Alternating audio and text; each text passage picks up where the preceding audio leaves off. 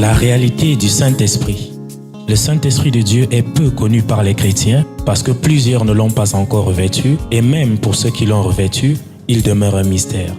La lecture de ce livre vous permettra de le revêtir, de connaître son langage et de découvrir les mystères cachés de sa personne.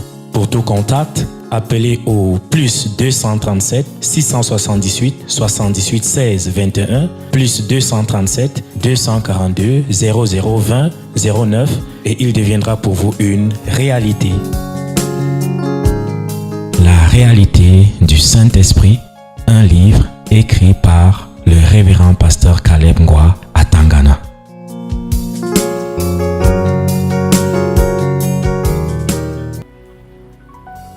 C'est nous. Vous qui? Le miroir et l'impatience. Le miroir et l'impatience. Vous servez à quoi? Vous servez à quoi? Je t'explique. Quand tu es enfant de Dieu, tu es... Donc, quand tu es un véritable chrétien, tu es un enfant. Donc, tu es un enfant. Quand on dit dans la Bible que Abraham partait sans savoir là où il allait, n'est-ce pas? Moi, d'abord en tant que miroir, dans le chemin d'un enfant du type là, c'est moi qui montre que non, tu es ci, tu es ça. Il faut. C'est moi qui montre ce qu'est véritablement la vie. Donc, je montre des prétextes en disant peut-être que... Donc, ce qu'on dit généralement, c'est toi qui miroites la vie aux gens en tant que miroir. Oui. Et aux chrétiens, tu leur miroites la vie, la belle vie. Dans leur chemin. Oui. Je suis là pour miroiter. Là, quand tu as déjà fini de miroiter, ils abandonnent juste. Et l'impatience d'abord s'installe. Parce que quand tu es un véritable chrétien, c'est vrai que Dieu peut te donner des promesses. Mais quand le miroir t'a déjà miroité, tu vas commencer à faire les murmures. Voilà. Que depuis que j'attends ça, que j'attends, ce n'est pas encore arrivé. Et tu perds confiance. C'est ça. Ça là, c'est très important. Les démons là ne sont pas les moindres. Le miroir et l'impatience. Et vous voyez comment ça s'agence. Tu es sûr, tu as répondu à l'appel. Dieu t'a dit, va-t'en de ta patrie, de ton pays, de la maison de ton père, vers là où je te montrerai. Tu acceptes. Il dit, j'accepte Jésus. Je veux suivre Jésus. Je suis devenu chrétien. Tu commences à marcher sur la voie du Seigneur. Mais le miroir se présente. Vous comprenez ce qu'on appelle miroiter. Ça commence à te montrer des choses. Mais regarde, depuis que tu dis que tu as cru. Avec Abraham, nous, on n'a pas réussi. Mais pour nous, quand on est passé par là, c'était donc nous, quand miroir, quand nous on se manifeste, on prend des prétextes. Avec Abraham, nous, on a pris le prétexte de la vieillesse. Voilà. Comment ça? Toi, tu es déjà vieux, tu t'aventures à ça, tout ça. C'est comme ça que nous, on est passé. Mais nous, on a compris que lui, il avait un bon dépôt. Donc, lui, il avait déjà bien fondé, il avait une bonne confiance. Donc, même l'histoire de la vieillesse, ça ne l'a pas découragé. Intéressé, ça ne l'a pas découragé. Il est passé par le chemin. Et c'est ce que les gens ne comprennent pas.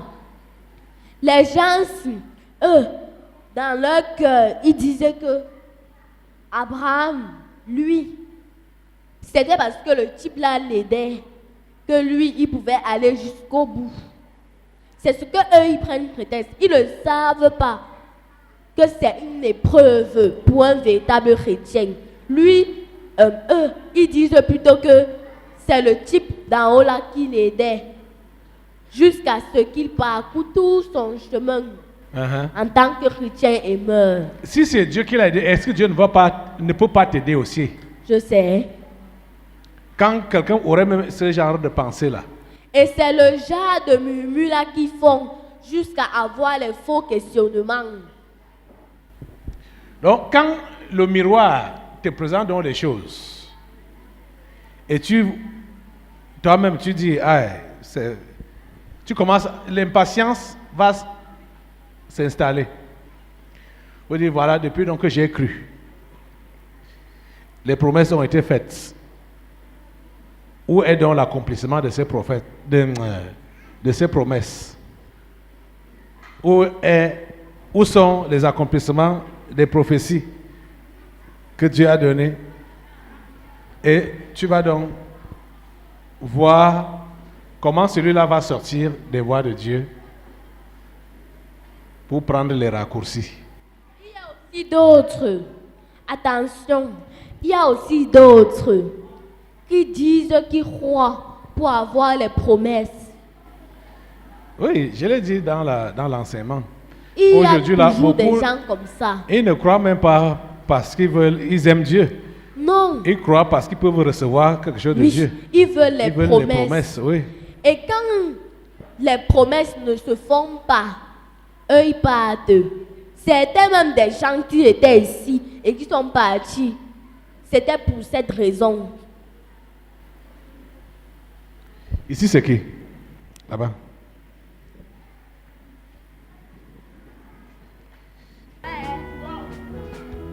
Allez, qui es-tu?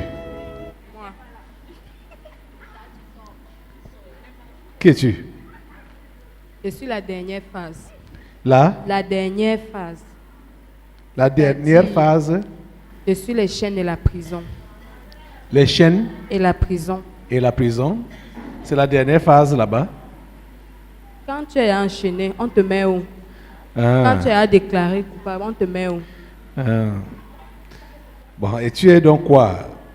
Pour qu'on comprenne quel genre de prison? Quand il a déjà fini de miroiter, Oui, l'impatience s'installe. oui. Maintenant, tu commences à bagarrer, non? Uh-huh. Quand tu bagarres, quand tu n'obtiens pas ce que tu veux, tu te décourages. Oui. Et lorsque tu te décourages et tu dis que le type là n'existe même pas, il m'a abandonné et tout, c'est là où l'on vient. On te menote. De par d'abord tes paroles, on te menote. Et lorsque tu ne sais pas ce que le type là a prévu pour toi, on te menote complètement. Mais lorsque tu sais ce que le type là a prévu pour toi et que tu n'es pas patient, tu vis vers les sectes, vers les raccourcis et tout. C'est pourquoi certains, leur prison, ils se retrouvaient dans les sectes. Tu as signé, tu ne peux plus sortir. C'est une partie formée de prison.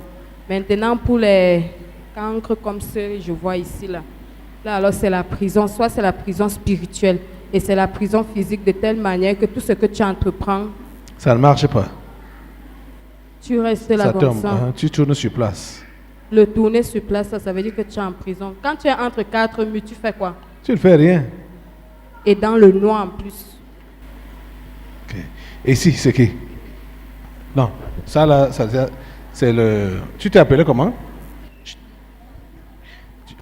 Vous vous êtes appelé comment? Nous sommes les nutriments. Les nutriments. Ici, c'est qui? Non, Mhm. moi. Je suis l'ondolo. Le quoi? Ondolo. Bref, je suis l'amour, non. Tu as vu les esprits familiers, non? Lorsqu'ils se préparent pour ramener un enfant du type là en arrière, ils utilisent ce que tu as appelé piège là que j'appelle amour. Donc c'est la tactile utilisée par les esprits familiers pour ramener un enfant de Dieu en arrière.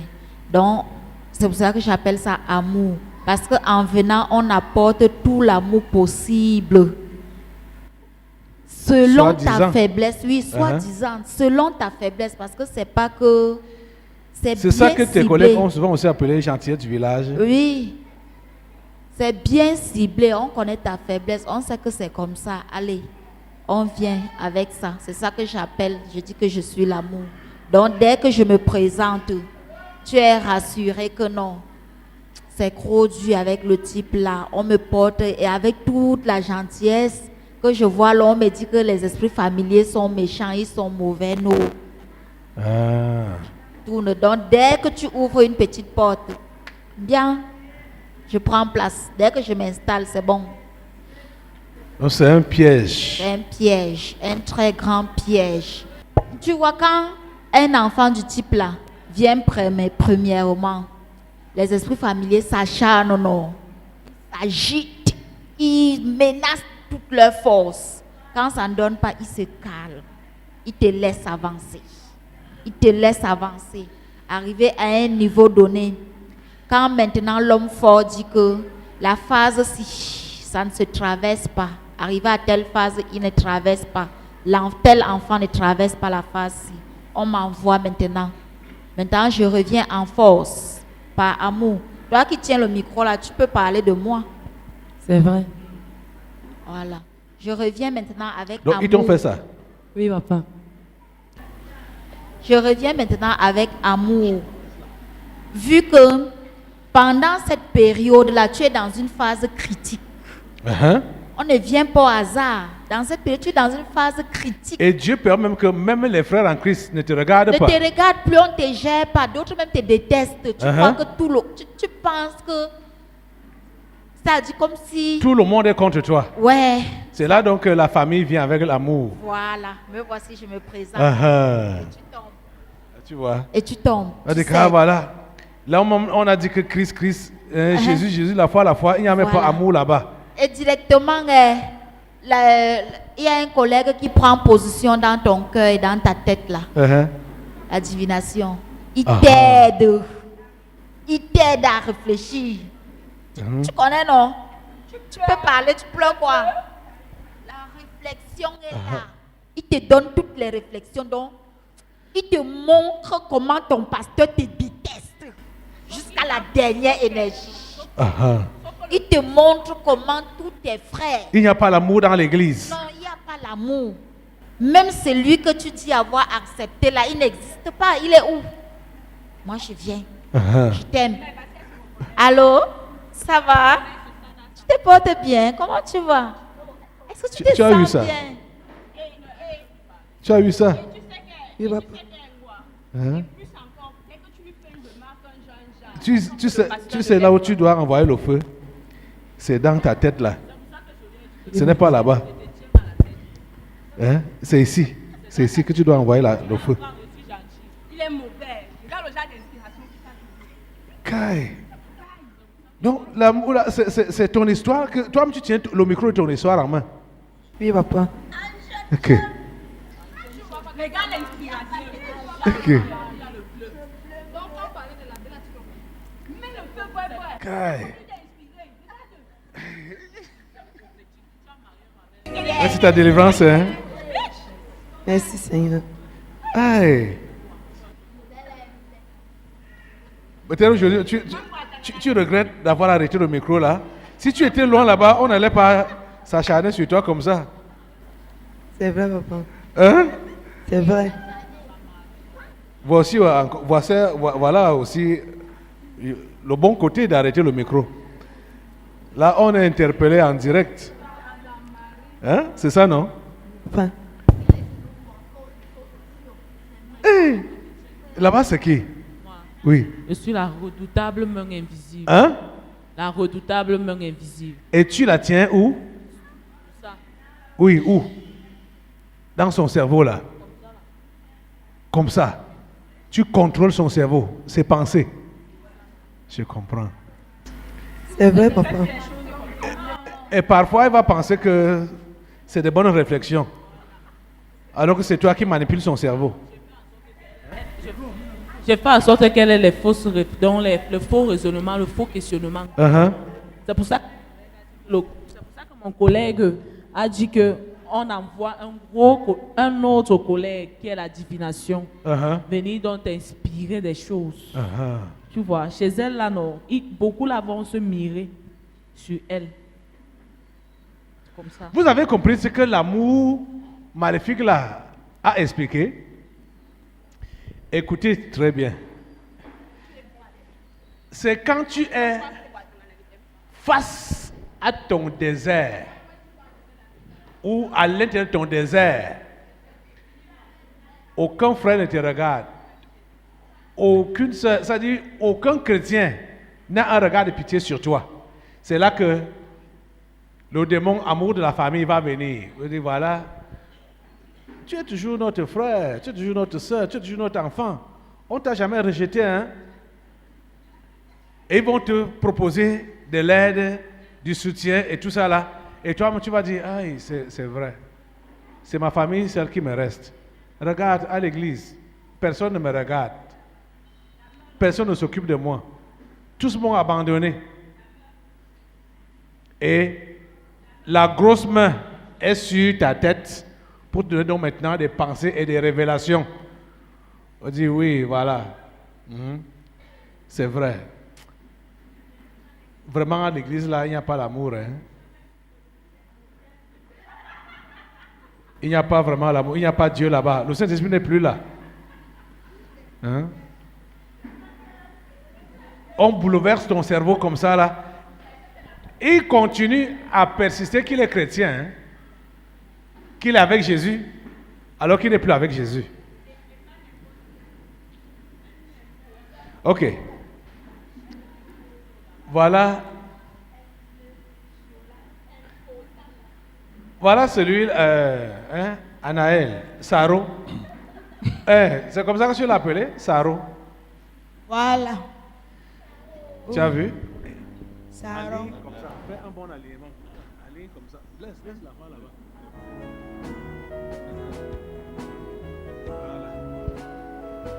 Je suis pas léger. Hein? Je suis pas léger. Oui, place-toi là-bas. Ok. Celui-ci a quel âge? Le 26 janvier, il aura 5 ans. Et l'autre ici a quel âge? Il aura, il aura 3 ans plein. Le 15 novembre. Le 15 novembre, il a 3 ans plein. Et l'autre là? Elle a 4 mois. Elle vient d'avoir 4 mois. Elle vient d'avoir 4 mois. Oui. Et tu vois, filme bien les nez.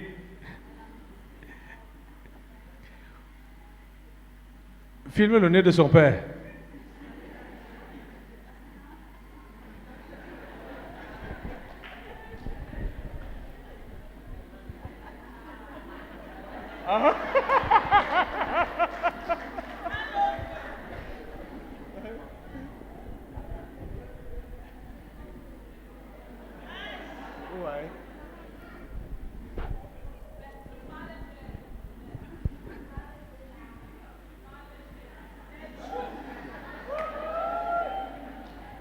Tu vois, même la fille a dit pour qu'on comprenne qu'il n'y a pas d'erreur.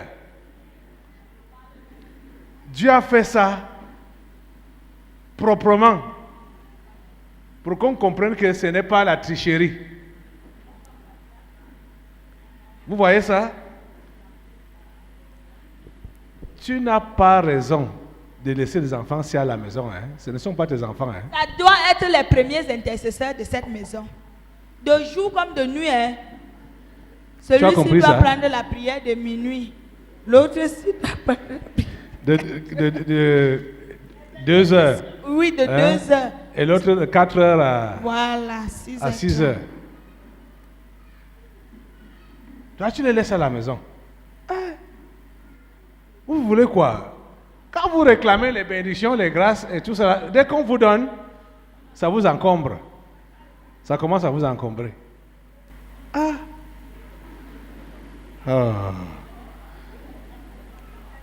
Ça va? Ça va? How are you? Okay. Ça va? Ça va? Ah bien.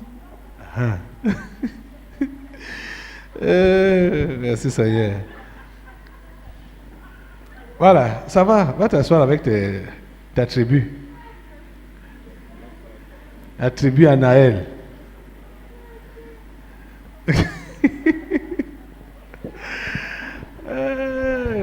La réalité du Saint-Esprit. Le Saint-Esprit de Dieu est peu connu par les chrétiens parce que plusieurs ne l'ont pas encore revêtu et même pour ceux qui l'ont revêtu, il demeure un mystère. La lecture de ce livre vous permettra de le revêtir, de connaître son langage et de découvrir les mystères cachés de sa personne. Pour tout contact, appelez au plus 237 678 78 16 21 plus 237 242 0020 09 et il deviendra pour vous une réalité. La réalité du Saint-Esprit, un livre écrit par le révérend pasteur Caleb Ngwa